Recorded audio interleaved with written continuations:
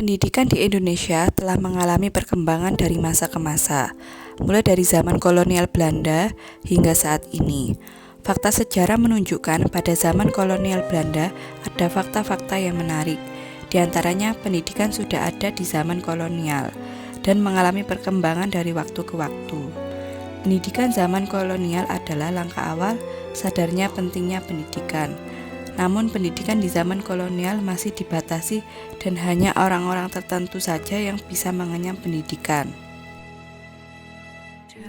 Pada tahun 1854, beberapa bupati menginstruksi pendirian sekolah kabupaten dan lahirlah sekolah Bumi Putra yang hanya mendidik calon-calon pegawai. Artinya, pada saat itu pendidikan hanya untuk mendidik rakyat sebagai pekerja di perusahaan demi keuntungan bangsa kolonial.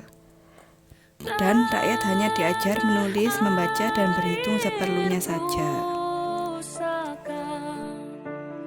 Pada awal abad ke-20, sebagai bangkitnya abad kebangkitan nasional, terjadilah perubahan pengajaran dengan memasukkan unsur kebudayaan dan keagamaan di sekolah.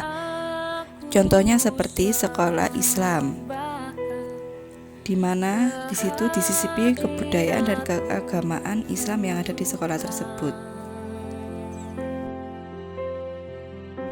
Pada tahun 1920 timbullah cita-cita baru yang menghendaki perubahan radikal dalam pendidikan dan pengajaran.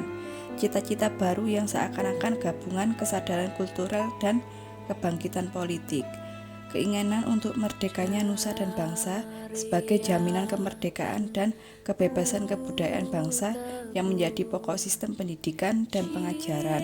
Sehingga pada tahun 1922 terciptalah Taman Siswa di Yogyakarta yang menjadi gerbang emas kemerdekaan dan kebebasan kebudayaan bangsa.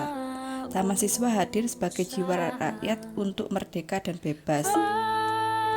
Dari sini kita bisa melihat bahwa saat itu terdapat keinginan bangsa untuk keluar dari keterbatasan dalam pendidikan.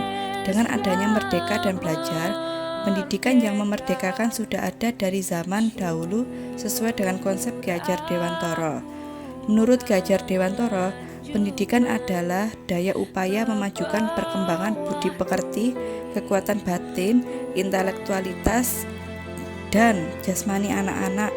Maksudnya adalah supaya kita dapat memajukan kesejahteraan hidup hingga kehidupan anak-anak yang selaras dengan alam dan masyarakatnya.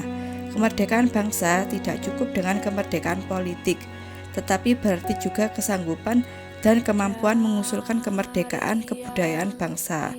Pendidikan bukan hanya mengembangkan diri dari yang tidak bisa menjadi bisa atau yang tidak memiliki ilmu jadi berilmu, akan tetapi harus mengedepankan budi pekerti dan adat serta kemanusiaan yang berbudi luhur.